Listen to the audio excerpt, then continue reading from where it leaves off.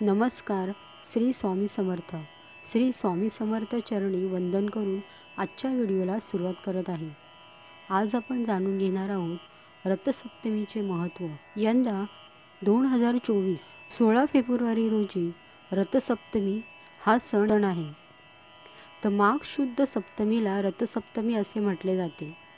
या दिवसापासून माघ शुद्ध प्रतिपदेपासून स्त्रिया उपवास करतात. दररोज सूर्योदयावेळी उगवत्या सूर्याची उपासना करणे फार महत्त्वाचे असते. त्यामुळे आरोग्य संपदा लाभते. या रथसप्तमीच्या दिवशी अंगणात तुळशी वृंदावनाजवळ रांगोळी काढली जाते. त्यावर एका पाटावर 7 घोड्यांचा रथ काढून त्यात सूर्याची प्रतिमा काढून पूजा करतात. सूर्याला तांबडे गंध, तांबडी फुले अर्पित केली जातात आणि नैवेद्यात खिरीचा नैवेद्य ठेवला जातो.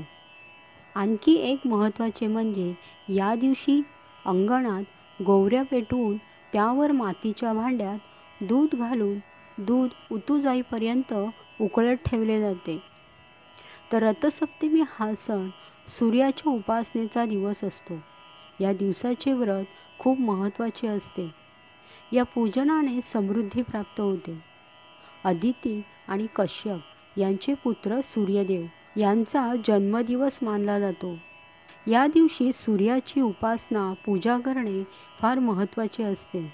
तसेच दक्षिण भारतातील वास्तव्य असलेल्या तिरुमला तिरुपती बालाजी मंदिरात हा दिवस तर मोठ्या सणाच्या रूपात साजरा केला जातो.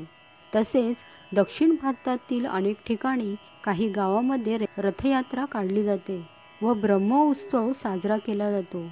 या रथसप्तमीचे महत्त्व असे आहे. माघ महिन्यातील शुक्ल सप्तमीला रथसप्तमी साजरी केली जाते. या दिवसापासून सूर्य आपल्या रथात बसून प्रवास करतो. या रथाला 7 घोडे असतात म्हणून रथसप्तमी असे म्हटले जाते. या दिवशी आदित्य नारायणाची पूजा करतात. सूर्यदेव हे ग्रहांचे राजे आहेत. सूर्य हा ग्रहांचा राजा असून त्याचे स्थान नवग्रहामध्ये आहे. सूर्य स्वयंप्रकाशी असून अन्य ग्रह त्याचा प्रकाश घेतात.